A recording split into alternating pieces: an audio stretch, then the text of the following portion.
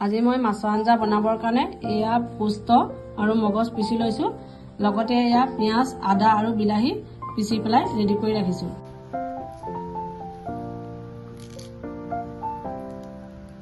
এয়া মই মাছ সৰু সৰুকে পিছ কৰি পেলাই ৰেডি কৰি লৈছো আৰু এয়া জলকীয়া আৰু ধনিয়া ৰেডি কৰি ৰাখিছো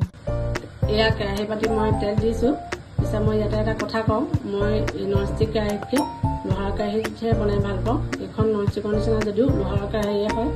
গতিকে চাওঁচোন বাৰু বোলক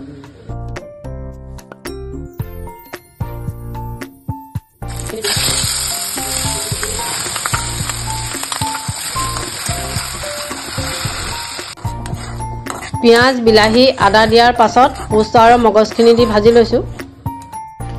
মই মোৰ জোখত ইয়াত নিমখ দি ললো আপোনালোকৰ অনুযায়ী নিমখ দি লব মছলাখিনি এনে অলপ সময় ভাজি লোৱাৰ পিছত এতিয়া আমি অলপমান পানী দিম এনে অলপ সময় ভাজি লোৱাৰ পিছত এতিয়া আমি অলপ পানী দিলো পানী দি অলপ উতলতা হোৱাৰ পিছতে ইয়াত মাছখিনি দি দিম